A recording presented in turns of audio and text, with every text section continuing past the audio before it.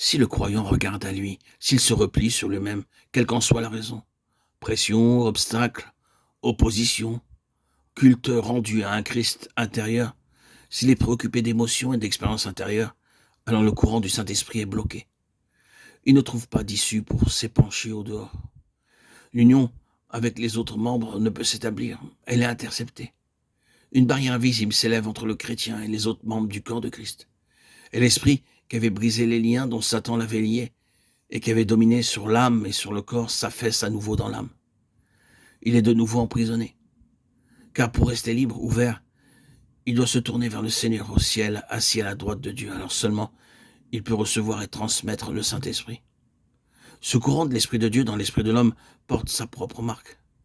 Il apporte avec soi l'amour, la joie, la liberté, l'animation, l'élasticité, la lumière, la puissance. Il révèle le Christ élevé au plus haut des cieux.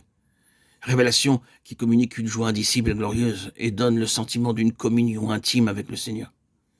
Alors le Seigneur semble tout proche, ce qui fait du moi, en vous, une puissance vivante. Et voilà le danger. Si le croyant ne comprend pas que tout ce qu'il ressent résulte de son union avec le Christ au ciel, résultats, effets qui ne dureront qu'autant qu'il reste dans l'attitude convenable, il se laissera aller à regarder en soi, ce qui permettra au mauvais esprit de contrefaire dans le domaine des sens, des émotions, l'action du Saint-Esprit dans l'esprit. Ces contrefaçons n'ont guère de répercussions sur la vie.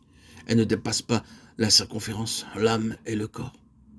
Lorsqu'il y a vraiment baptême du Saint-Esprit et non pas sa contrefaçon, le croyant expérimente l'unité d'esprit avec les autres membres du corps de Christ.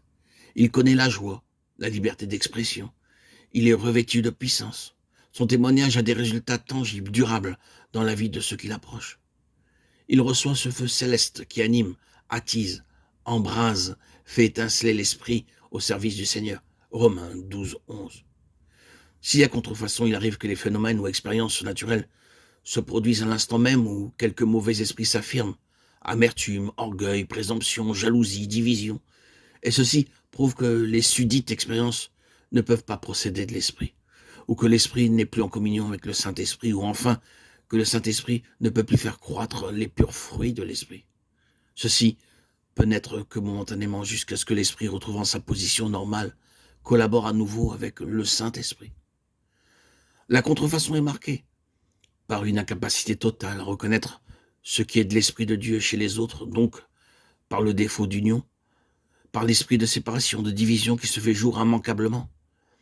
L'une et l'autre chose sont en désaccord avec l'enseignement des Écritures sur l'unité du corps de Christ.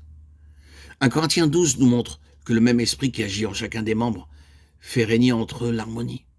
Partout règne l'esprit du Seigneur. L'union spirituelle est possible en dehors de l'unité de la foi qui varie avec le degré de connaissance. Éphésiens 4, 3, 13.